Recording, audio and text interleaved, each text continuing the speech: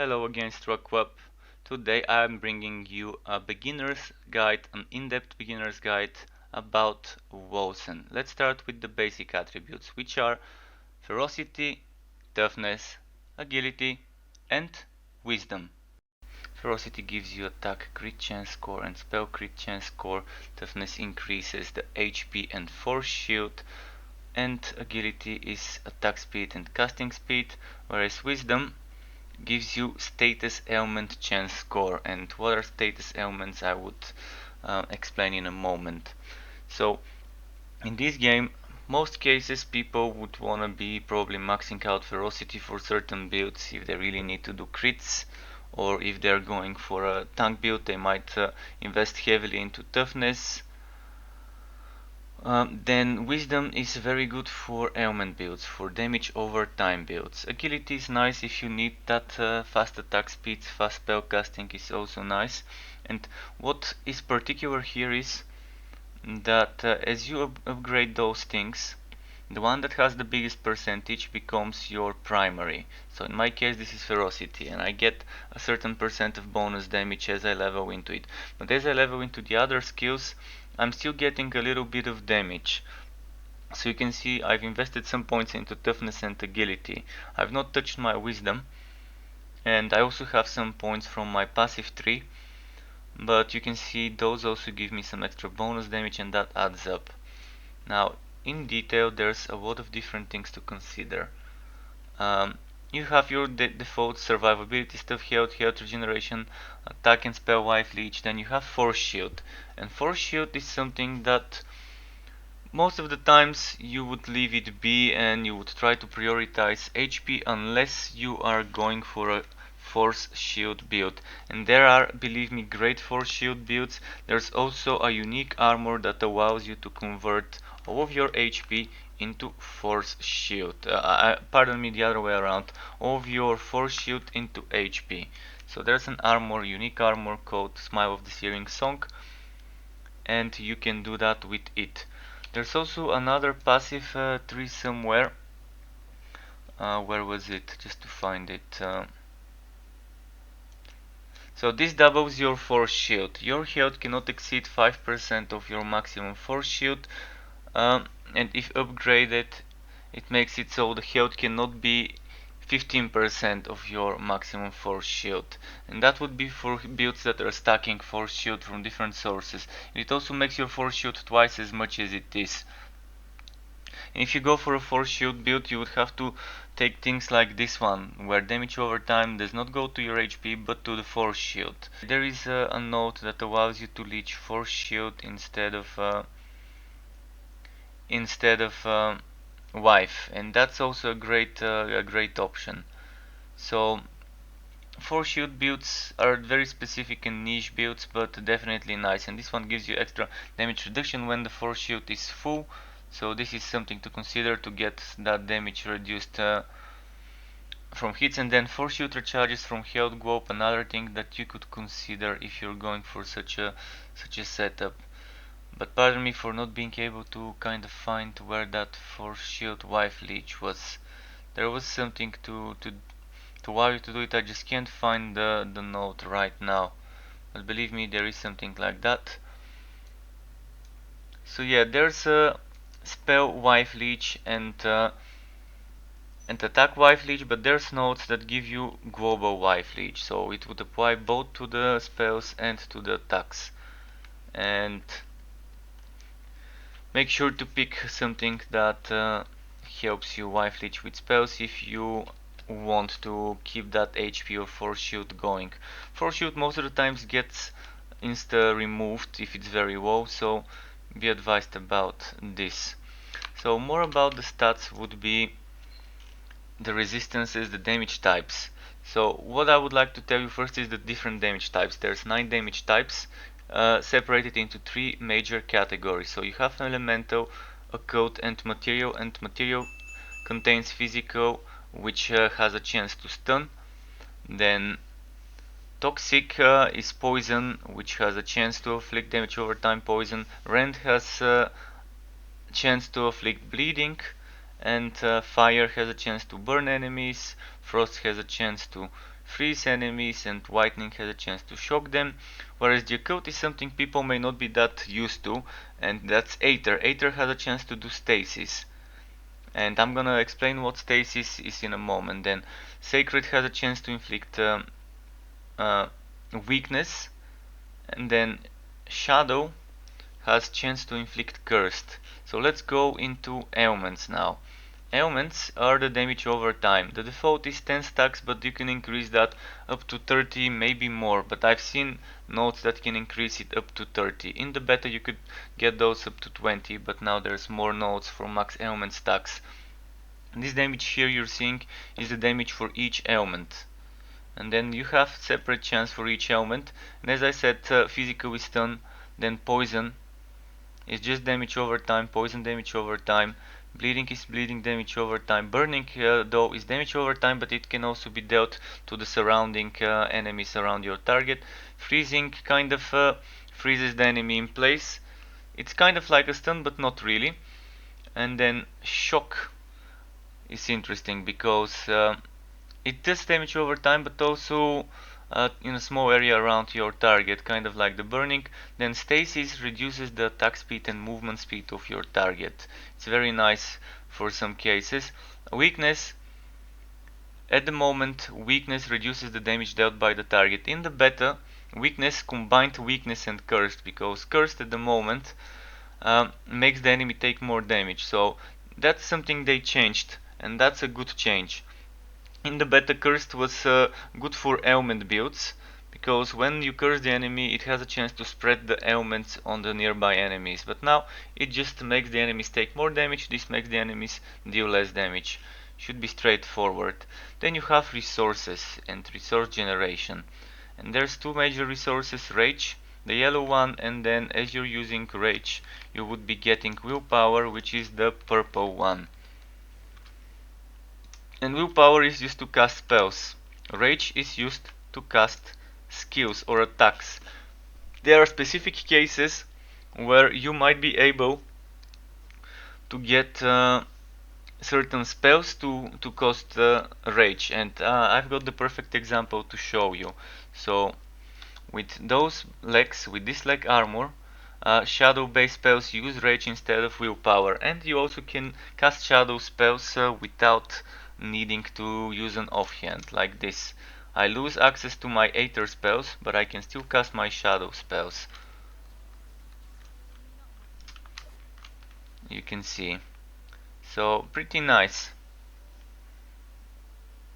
And normally you regenerate willpower. So as time goes you regenerate willpower. The same way I'm regenerating rage. But there's a passive over here that makes it so that your willpower is regenerated instead of rage. The natural willpower regeneration gets converted into rage regeneration. This is an amazing thing for rage builds. Most of the time you would either want to go for a hybrid build where you would be using a pistol or a sword or a dagger or an axe or anything else that's one-handed, and have a catalyst if you're a mage, or use something like those legs if you're a mage, so that you can keep the willpower. There are certain things that can help with willpower regeneration, like a golem, which you can duplicate, and you can have different versions of the golem, like a basic golem or a I'm gonna quickly show you. A basic golem would help with willpower regeneration. You can see 30 per second, but you can make the one be a shadow mage, a shadow warrior, dead shade, or you could make it be a wizard, and you see how it is right now. So a lot of things that you can consider in regards to the golem. It can help you regenerate willpower, but most of the times it won't be enough, so you would probably need to do some sort of hybrid build or focus on one resource. The way I played it is, as you saw, I was kind of using certain skills to use willpower and certain skills to use rage, and as I'm using rage, you can see this goes up, and this is kind of reserved rage. And as I'm using willpower, you can see I get the reserved willpower. And what comes in hand here, what comes very handy, is transfer time. So there's items that can modify the transfer time, that give you transfer time reduction. So it's transfer time reduction between both ways, not just rage to willpower, but willpower to rage. And the bigger this transfer time is, the faster this happens. There's also this thing, rage conservation time. This allows you to kind of slow the rage conservation. So as you're using stuff, it allows you to hold on to the rage for a bit longer. But the transfer time kind of helps with the negative. So it depends what you want on your build. Some weapon bases would be 5, others would be 3 or 4. So you have to kind of pick a weapon base that has probably less conservation if you want that to be faster. And then of course there's cost reduction. Cost reduction is always great if you want to keep doing that. Certain builds would only care about rage. Certain warrior builds would just have shit tons of rage generation and wouldn't really need that willpower, and that's where this comes handy. With my setup with the rage mage, which I would be uploading a build video for later, once I'm done with all the experimentation, whether it's tanky or more DPS oriented, I would let you know how it is. But with this case, it definitely works better to have the rage generating, and when I need willpower I can either use a potion for willpower or I can use some rage skills to get some willpower. I decided to use a rage potion, but I've been playing with both just to see which works better, and definitely keep in mind that's how it works. Now let's talk about the different armor types. You have 4 different armor types. One that gives you force shield, one that gives you all resistance, and a hybrid between health and both of those. So you have something like rogue armor that would give you, let me just find an example, rogue armor that would give you health and force shield. And you have bruiser armor that gives you health and all resistances. And then you have heavy, which would only give you all resistances, and then there's sorcerer that gives you only the force shield. So based on what you want to be doing, whether you want to be more tanky, whether you want to be more agile, you would either be getting one or the other. Sorcerer is good for force shield builds, but when it comes to the heavy and bruiser, sometimes you might not want to go all resistances. You might want to mix match some bruiser together with some heavy. I'm not a big fan of this health regeneration rate on bruiser, but it probably would work well with a lot of healing skills. Whereas I'm a big fan of the heavy bonus, the built-in natural bonus that adds block chance and allows any weapon to block. So with 3 heavy pieces you can get this with the helmet, with the chest piece, and with the leg armor. When it comes to rogues, you get movement speed from those 3 pieces. And when it comes to the mage, it's force shield recharge from health globes for those 3 pieces, the leg, the chest, and the helmet. Now when it comes to the gauntlets, you would be getting wisdom, agility, ferocity, or toughness, and depending whether it's a mage, a rogue, a bruiser, or a heavy one. Then the same goes for shoulders. Ferocity for bruiser, toughness for tanks, agility for rogues, and for the mages you're getting the wisdom. So that's 4 things that can give you extra stats. And all resistances are important because they do give you a lot of resistances, a lot of damage reduction. So as you keep stacking all resistances, you see that At 556 it's 14.2% reduction.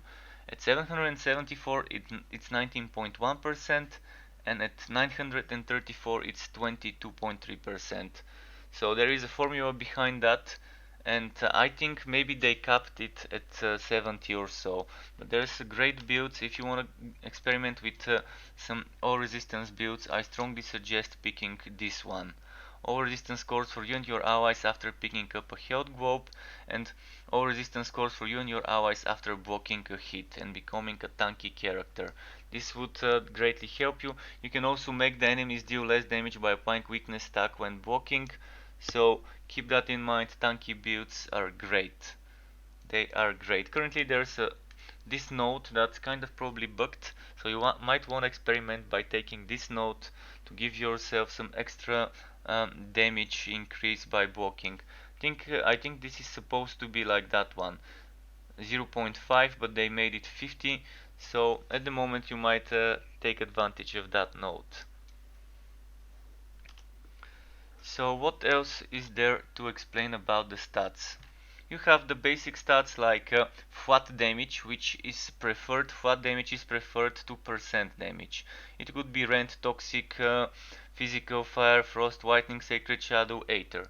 All 9 different types of elements can give you flat damage to attacks or flat damage to spells. As you can see from gems, which we will talk about in a moment, that's how it works. And you have the Leech, you have the different status element, which would be spread between material, elemental, occult, but it could also give you all 9 types. Then you have things like, as you see, the percent damage, which most of the times the percent damage would be the category. So it would be material, elemental, or occult. Sometimes you would see shadow damage in certain items, like this one, giving me shadow but reducing the elemental and material damage. So this is good stuff. Then you have movement speed, and there's increase on this item, which doesn't give you health over here, but it gives you health on the item. The item base is increased. And in this case you can see health on this item, even though it's a force shield item, a sorcerer item that normally doesn't give health, this gets that HP. And you can see all resistance score on this item is boosting the all resistances. So if it says on this item, it's not to your total, it's to the item itself. So yeah, there's also, as we spoke about, the resource generating things, the basic stats that you can get. Then there's all resistance score, but there's also status element chance score, and there's resistance to certain status elements as well as a score. And then there's this transfer time reduction, as we talked about, and offhands have a minus, a negative to transfer time reduction. There are some unique offhands that you can consider picking up that don't give that negative one. They're great. The McFester Interact is the name of that one. So what stats can certain items roll? Flat damage can roll on rings, on belts, and on amulets. It could be flat damage to spells or flat damage to attacks. So it's great, and all of those have one socket, which can be support only socket. Weapons can have up to 3 sockets, which can always be offensive. Offensive 1, offensive 2, or offensive 3. You can see this one has all 3 of them. And it's completely random how many sockets you get and what type of sockets you get. And we can just show you quickly by trying to socket a certain item. Let's pick some sort of a chest piece. Maybe let's pick this one. It's a chest piece, and I will show you how it works. First of all, we would add some sockets, and then we would socket on the gem and remove it. You can see there's a fee for adding sockets, and this gave me 3 sockets. Pretty great. If I re-roll it, it gives me 2, and it changes the different types. And then if you put a gem and you want to take the gem back, you don't lose the gem, you don't lose the item. You just get to pay a fee for that. Pretty convenient, right? So you saw I had the 10% over resistance, but I can remove it, and there we go, it's out of it. And this NPC, you can see, sells some gems that you can use for different things. The higher your level mind you, the better the gems would be. I'm assuming that there's 12 tiers of gems, because there were some special ones that you can get from the quests that increase, that say tier 12, but maybe those go to tier 11 and the other ones are tier 12. I've not maxed out the character yet to tell you this. If you do know for certain, feel free to let me and anyone else watching in the video description. So the gem types are a different number. I think it was 12 if I'm not mistaken, 12 gem types, but I can confirm that for you later in the description probably, or in the video as a text. You probably would be seeing that right now on your screen. And each of them gives you different types of things, and there's 3 types of offensive, 3 types of defensive, and 3 types of support bonuses that you can get. So depending on the socket, and since you saw it's completely random which one it gets, but there's some rules to it. As I said, the rings and belts and amulets can only get support. Offhands and shields can get support or defensive. So this offhand has support, this shield has support, but this shield has defensive, and it can be a mix between any two. You can see one item that gives you at the same time support or offensive. Let's just demonstrate this quickly. Let's just demonstrate it while we have some cash to spare. So this is support, support, defensive, support, support and defensive. There you go. Point proven. And when it comes to armors, this sometimes has 2 sockets, but I think that's rare cases like rewards from quests. This can go up to 3 sockets, and the leg armor can go up to 2 sockets. They can only be defensive. Health, helmet and chest, helmet and leg armor can only get defensive. Weapons, as I said, only offensive, and up to 3 sockets, regardless whether it's one-handed, two-handed, ranged, etc. Up to 3 sockets on weapons, offensive only. Shoulders and hand armor cannot get sockets, and the same goes for boots. Then you have things like orbs. Orbs are kind of reagents. Reagents that drop from enemies or get given to you as rewards for some quests as you're leveling up. And the reagents are amazing way of min-maxing, crafting certain items. I would suggest hold on to them until at least endgame. It's probably a waste of reagents to use them early on while leveling, because you would be changing gear often. Unique items can last you for a while. Unique items can last you between 5, 6, 7, maybe 15 levels if it's such a good unique that you don't want to change it. But unique items cannot be modified by reagents, and reagents have different rarities.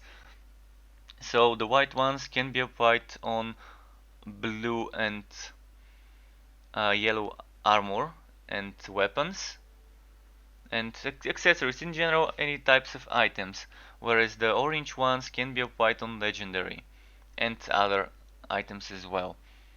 And depending on the orb, you're gonna get different effects, and you can see different orbs on your screen that do different effects, and basically the description says what they do. Certain things happen, like rerolling all the magic effects, or removing one magic effect and getting a new one, or completely removing one without getting a new one, or just getting a new one, and so on and so forth. And there's some special ones that give you special effects that cannot be found on gear, such as, for example, this pierce to projectiles, or there are special effects that give you certain skills that are passive. So there's an effect that gives you this passive here, residual energy, which is attacks gain X% damage from the last spell cast. The type of damage is the same as the last spell cast.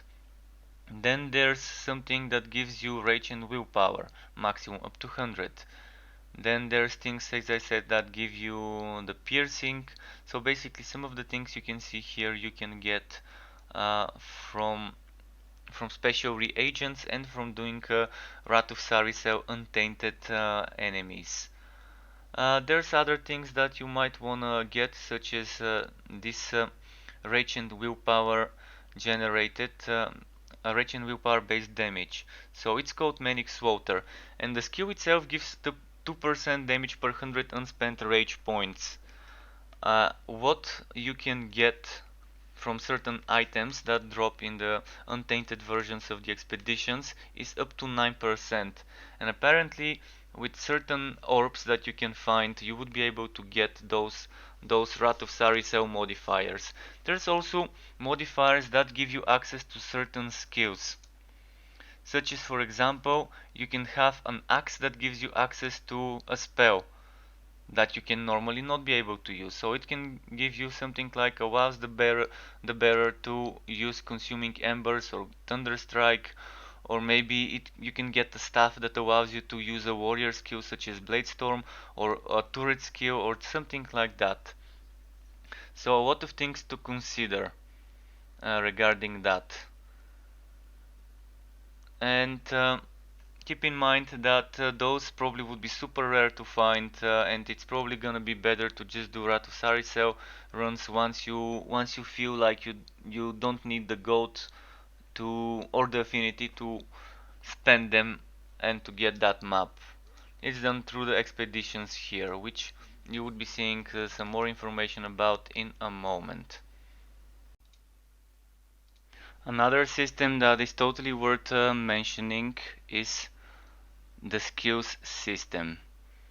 You have, similar to Diablo 3, the option to select certain skills and select certain modifiers, kind of like the runes there in Diablo 3, and there's 40 total skills separated into attacks and spells, and based on what weapon you are using you would have access to different skills, such as skills only with melee weapons, skills only usable with staffs or catalysts, skills that are only usable with bows and pistols, or even skills that are usable with daggers, bows and pistols.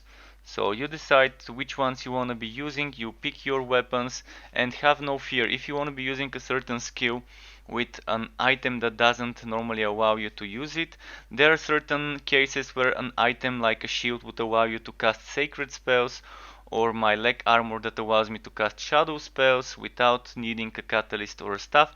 And there's also item modifiers from the Wrath of Saricel, from the Untainted Expeditions, that can give you access to a specific skill on an item, like for example a shield giving you access to this spell, or a sword giving you access to this spell, or a greatsword giving you access to railgun, and many more combinations. Any skill you can imagine that's not available for your weapon of choice would be able to be achieved by getting a lot of farming done and getting the correct thing. So here's how the system works. You level up and then you end up getting skill levels. After a certain skill levels you start unlocking certain modifiers. You can see, for example, in this one that is level 1, you unlock the modifiers at level 5, 8, 11, 14, 17, 20 and so on. Then those modifiers would cost modifier points. As you keep leveling up, you would be getting modifier points. How this works: your first modifier point will be unlocked at skill level 5, along with the first two skill modifiers. Once your skill reaches level 5, you will gain one modifier point every 6 skill levels and one new skill modifier every 3 skill levels. This means that your character unlocks all the skill modifiers at skill level 47, and you get the maximum number of 10 modifier points at skill level 59. So until skill level 59 you won't have the maximum efficiency of the modifier points. Your skills keep leveling after that until level 90. So your skills would get stronger and stronger as you level them up, all the way to level 90. So there's many ways to modify skills, such as changing, for example, this skill from frost damage Just a second, let me get some willpower. So from frost damage, like this, to, for example, shadow damage, like this. You can also, for example, increase the AoE or reduce the cooldown or leave it on the ground for a while. There's many ways to customize certain things.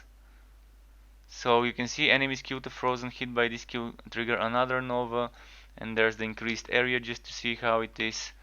Definitely a lot of things to consider, a lot of things to want in your setups. So I hope this kind of sums up how it goes. Basically, most of the times you would be experimenting a lot with this to figure out the preferred setup, and the thing is you can do it all the time without losing anything. And unlike this system, which allows you to respec your passives by paying money to respec the attributes, and to respec the passive Gates of Fate points by spending affinity to get those respect, this one does not require any respecing. You just select, unselect, and that's it.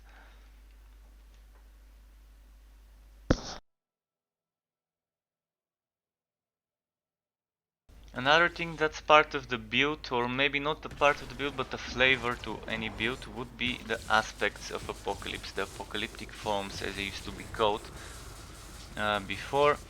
In the alpha, they actually didn't exist, but they were a concept work. So you have four of them: Aspect of Dawn, War, Infinity, and Flash. Flash 1 is a bleeding rent-based assassin that's very agile and has very interesting bursty attacks that can be a great helper during boss fights. All of those, by the way, not just this one, all of those are kind of immune to damage. So for that duration that it lasts, you can be immune to damage.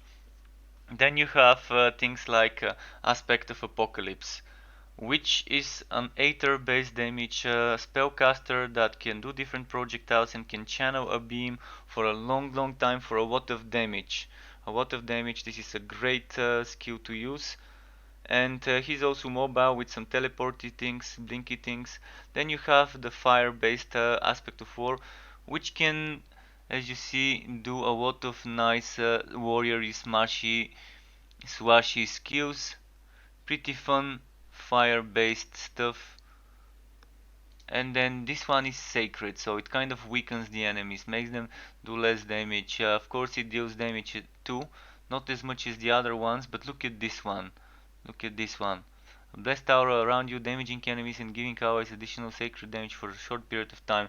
This would be great to buff your allies if you have someone together with you. So for healers or tanks this would be amazing on high bosses. I personally prefer playing when doing a occult build. When I'm stacking occult damage, I get this. When I'm stacking material damage, I get this. Probably when you're stacking elemental, you can get this. And this also goes well with occult build. So you have two options for stacking occult damage. And yeah, you can unlock those eventually, but you need to unlock points. You get 3 points to unlock them from the story, and there's another point that you can unlock from doing certain things in the projects. And more about the projects would be coming right now. So yeah, the projects are kind of an end game activity that you can do. So it's buildings that you can make, and different buildings give you different bonuses. They unlock different activities, they unlock upgrades for some of your NPCs, such as extra storage space or extra abilities to do some forging of items and reforge their abilities, reroll items, even an option to duplicate a skill and use the skill twice. And after this immediately I would show you what skill duplication is. So the way it works is it's time gated, but not in time, but in turns. So it's match gated. The more matches you make, the more productivity you earn. And as you earn productivity, you get building points towards certain of the things. and you kind of do the end game modes. Mandates, which are kind of like bounties, expeditions, which are like rifting or greater rifting, depending on the type of expeditions you're doing. Or you can do some maps that you find yourself, which I'm gonna show you in a moment. Now, as you can see, different things require different resources, but basically it's gonna be just three resources: money, which is gold; affinity, which is kind of used as skill points, as endgame activity currency, and as currency for this; and productivity points. You start by building the palace and upgrading it. Then you start unlocking the ability to gain more productivity for each turn. You start, I think, with 14, and then you move to 30 something and so on. So each of those upgrades gives you more productivity, and there's so many to go for that this is gonna keep you busy for quite some time. Quite some time. So if you have the needed resources to start a project, you go ahead and you start it, and then it will go over here. And once you do turns and get productivity points, this would get completed, and different things would have different costs to them. So there's also the option to do a conversion between one resource and the other. So here I can use 1000 affinity to and 500 productivity points, but the productivity points are not consumed. They are gained every turn, and they just fill up this thing.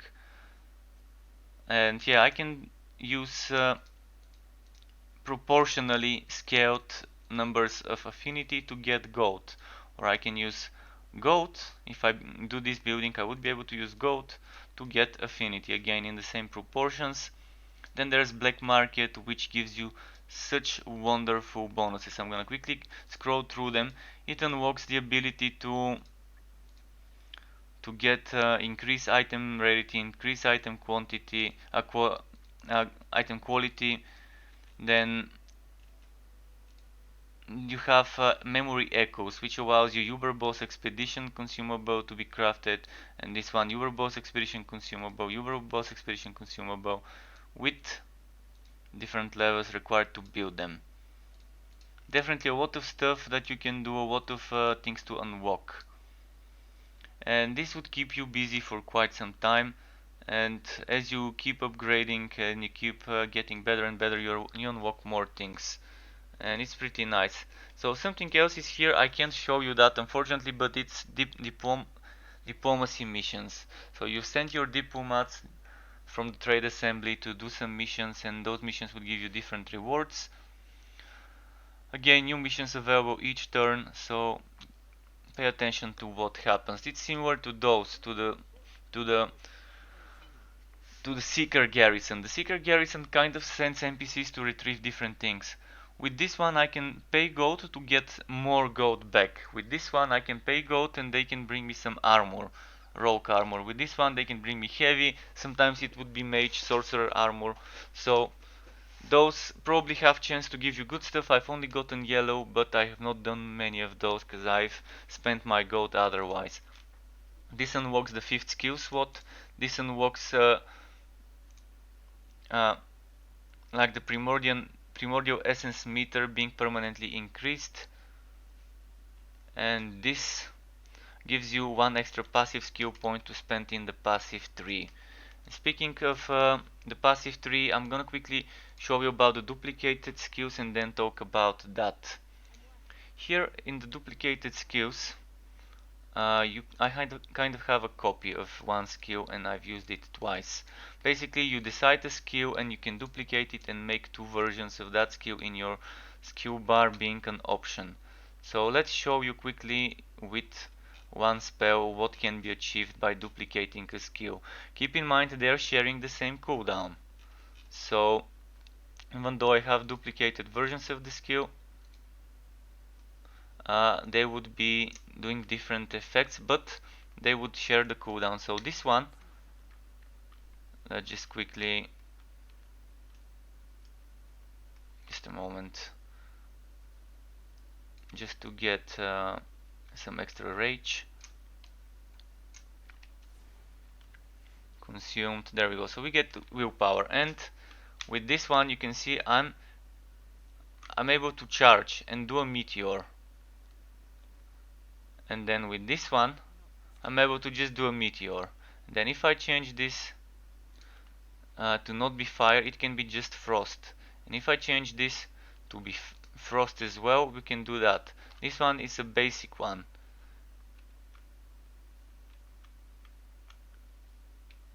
And I'm gonna show you one more thing. So this one I'm gonna be channeling again, but instead of channeling and doing a big meteor strike that does more damage, I can channel and move the cursor around, and it's doing a hailstorm. Then I can make this into fire if I want, and not channel it. So instead of channeling it, I can do a basic one and make it fire, and I can make this one be frost, and I can have this one be the one that comes as a normal meteor, and then I can have this one be one that just gets placed, and that's a fire rain. So you can modify those in many ways. Then another thing I'm gonna show you is something that many of you might be wondering. Turrets used to be super strong in the beta, and now they did nerf them to have less attack speed, and you can have different turrets again, and you can have up to 2 duplicates of a certain skill, so keep that in mind too. And now let's show you. I can have this turret and it shares cooldown with my other, and I have 2 of those. Then I have this one which is whiting, and I have 2 of those. So you can have, with enough cooldown reduction and with enough rage, you can have 4 turrets at the same time up. 4 turrets up at the same time. And this would be just great to kind of make a build with 0 cooldown in the turret and just be able to make 6 or 4 turrets. Of course you're sacrificing skill slots, but it is possible. And turrets, many of you might want to just try them. Many of you might want to try them. They do the damage, and you just dodge and maybe do some damage over time from afar. You can try and use golem to taunt and turrets to do damage, and that's amazing. And you can even do something like a golem to taunt and a mage golem to do shield, and the shield is like a dome, a barrier. I'm gonna quickly show you what I mean with that. So you can press this and that's the shield, and you can stay inside, and a lot of stuff can be done with different skills. Really, so many options, so many possibilities. Duplication adds another extra flavor to the game, another extra depth. Now let's talk about the passives and what things we can achieve from those. The passives are kind of, they used to call them classes. So this is one class, this is another class, so this is the soldier, this is the scholar, and this is the sentinel. And you can kind of invest points, and then this allows you to reach further and further, and you can rotate things differently to achieve different outcomes, to link things differently. So with the addition of the third ring, linking and rotating definitely feels a bit better. You can rotate all 3 of them. In the alpha we used to have 5 options. I think they decided for balancing reasons to not go all the way and try to get 5. In the beta we had 1 at first, then 2, and then eventually the third one got released with the final version of the game. And there's many trees you might want to invest. I'm not gonna go into detail about that, but there's a lot of things you can get, and in general the first ones probably you won't pick much in those, and you would go for more things in the second and third ring. Ideally you would be rushing to something in the third ring as soon as you can, but there's a lot of things you can get, a lot of good passives that add extra depth to the skills. Then you have things like stamina and dodging. Stamina you can get from certain amount of time per second, gives you stamina. So certain seconds, and then you get the stamina point back. You start with 4 and you can get up to 8 by getting items that give you stamina, such as boots, or using skills that give you stamina, such as this one. There's a stamina regeneration reduction that you can get from certain items, especially some uniques can give you a good amount of it, certain passives.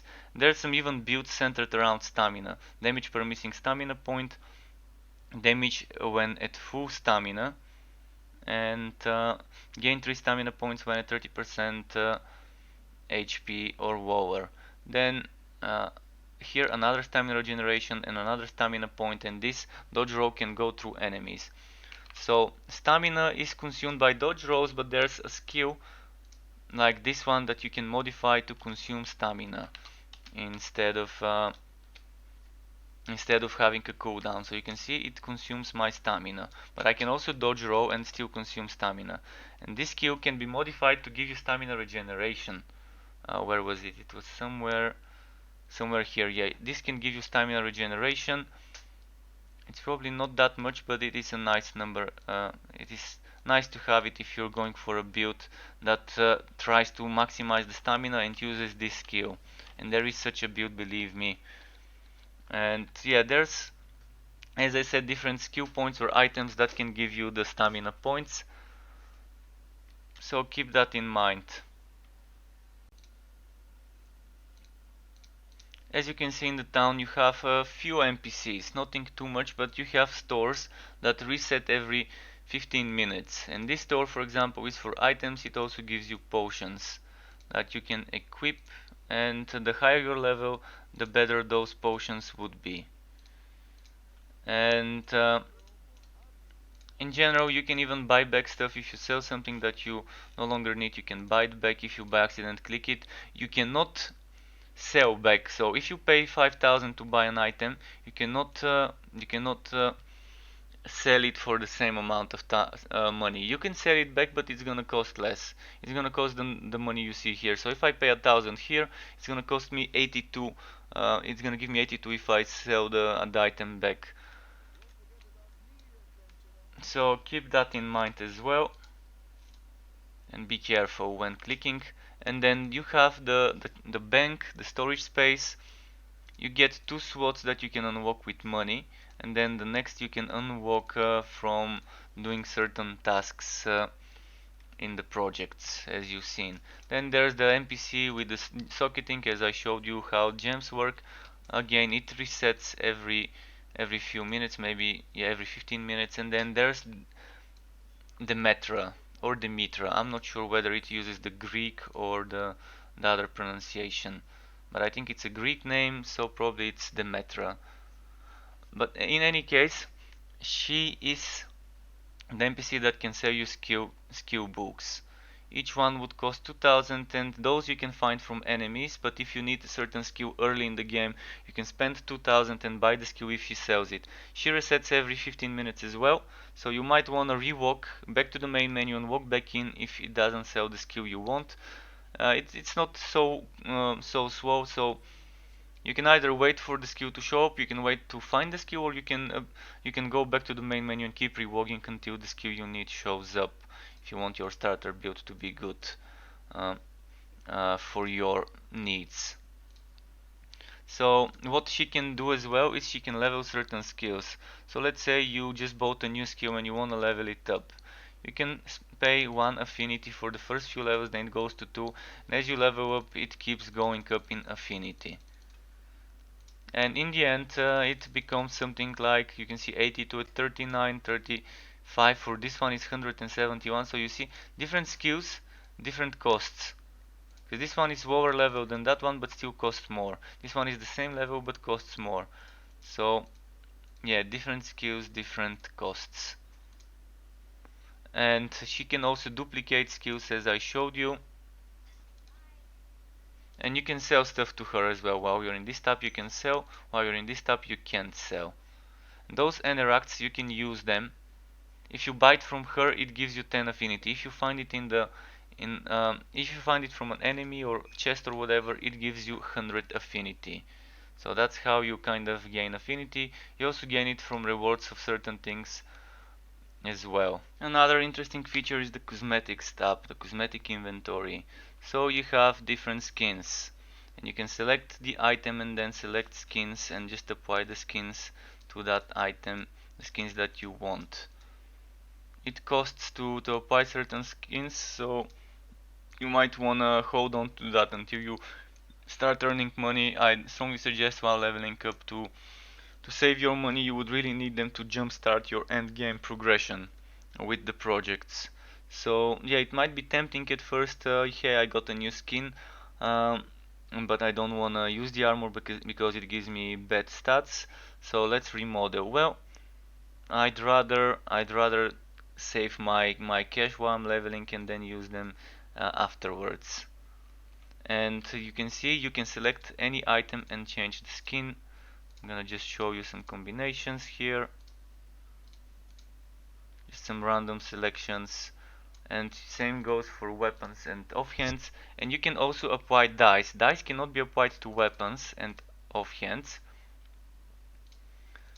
And shoulders, helmets and all sorts of armors can be dyed. So let me show you here how it works. For example, you select the piece and then you select it here at the top. You can make something super atrocious and super ugly to look at, like this and this, and let's make it rainbow dude. We need some yellow here. Maybe let's get some blue here. And yeah, you can make the worst things possible. Feel free to share screenshots of your creations of how fugly you can make a character by combining some of the colors that don't go well together. But yeah, basically play around with it. There's a lot of things that you can mix up. And now let's talk about the thing everyone wanted to know more of. Endgame. How does the endgame activities work? What endgame activities have we got right now? So you have something like mandates. Mandates are basic missions. It's kind of like bounties. They actually used to say that you're taking a bounty, but then that probably got changed to avoid comparison with Diablo. Then there's expeditions. Expeditions kind of start from Adept, which is enemy level 40. Then, if you complete 3 maps, you unlock Veteran number 1 as a checkpoint, which is enemy level 43. So, you just keep pushing and then you can either continue by entering through the red rift, or you can stop, collect your rewards by entering into the blue rift. Red pill, blue pill, matrix much, yes. Um, so yeah, you can see there's 43, 46, 49, so every 3 levels you unlock new checkpoints. Each checkpoint increases the magic find, the base magic find, and the enemy level, and the productivity bonuses you're getting as rewards. In the end, you have something called, I think they used to call it champion, maybe they renamed it to master. I'm hearing that after veteran comes master. So you have 1, 2, 3, 4, 5, 6, 7, 8, 9 levels here, and then you have 9 levels there. I'm hearing that the maximum level enemies seem to be 103, starting from 100 and reaching 103rd level of enemies. That's one thing that you can do, those expeditions. Then there's another option that revolves around selecting specific map modifiers. Um, you can keep rolling map modifiers even as it is in the regular expedition mode, and you can see that you select certain modifiers, and each modifier gives you magic find, item quantity, and productivity for the end game buildings. So once you select your combination of modifiers, each time they give you 3, you have a chance, once you have 4 modifiers, to wear untainted. You can have 5 modifiers that are regular and 1 untainted. And untainted changes the endgame mode to a certain different type of endgame, slightly different by changing it kind of like a greater rift in Diablo if you want some sort of comparison. So you just don't get items from enemies, you get items only from lootable objects, chests, and the end chest after you kill the boss. So once you go into the map, you can see how an expedition is. You kill enemies, you fill up the bar on the side under the map, and what happens after that is you unlock the boss. You kill the boss and then you wood the chest. That's when you're doing Sari, so you're looting the chest at the end. If it's not Sari Cell, the enemies would be dropping items unlike what you're seeing here. And if it's not Sari Cell, you can not get a chest at the end of the boss. There would be a trading shrine after you kill the boss, so you can pick up some wood, sell before returning to the town if there's something that you can't carry with you. Normally you would be able to continue further by going into a red portal, or you can decide to take the blue pill and return into the town and collect the rewards. So when pushing expeditions, you have to make a decision. Do I want to risk it, push further, get better rewards and unlock better difficulties, harder difficulties that would be more rewarding, or do I want to just farm some gold, farm some XP for my current items and my current capabilities, just do it quickly and not risk it. So there is this risk reward kind of ratio. And yeah, if you want to be pushing further, you have to keep doing 3 maps, unlock the next difficulty that gives you enemies with 3 levels higher, do another 3 maps, unlock the next 3 levels higher, checkpoint and so on. Either keep pushing or keep farming. I would strongly suggest when you're starting to just focus on getting some gold, focus on getting some basic expeditions, do it once, don't continue further and get the gold, or just keep pushing, keep pushing, keep pushing, keep pushing if you can, if you think your gear can handle it. But there's things that you might want to consider, such as productivity. Do you need to be doing a lot of those seekers expeditions that reward gold, which can mostly be done after a single run? Or do you want to go and do a triple run just to keep doing a lot of productivity for other activities and that require more of it? If you're new, you probably would want to stay away from Wrath of Saricel because you won't have much gold and much affinity to spare. But Wrath of Saricel can give you a great amount of nice things, such as items that have special modifiers that can only drop there, such as the rage based damage increase, which can give you up to 9% damage for 100 unspent rage points. Pretty great if you ask me, and definitely worth considering later on in the game once you level up and get closer to the maximum level. Maybe even once you get to the maximum level is when you might want to start doing this. So another thing worth considering is that you're spending gold to increase the magic find to get those modifiers, and at the start you would be spending more gold than you can earn. So I would suggest at the start don't worry about this and just try to farm as much gold as you can. Start the expeditions without modifiers. So do that expedition without a modifier, regardless whether it's pushing further or you just wanna be doing the maps one expedition level and collecting, one expedition level and collecting. In any case, you would definitely want to make sure that you're getting enough gold and primordial affinity to be able to sustain your building constructions. There's also maps that you find as drops from enemies and chests, and those you can put into the expedition's device and it would open a boss fight or a map with different bonuses for you to complete. If you have enjoyed the video and want to be notified when I upload more content, you can subscribe to my channel for Wolcen, Torchlight Frontiers, Warhammer Chaos Bane and Borderlands 3 content. Feel free to also smash the like or dislike buttons, and thank you for watching the video. Keep it cool folks, and until next time, goodbye.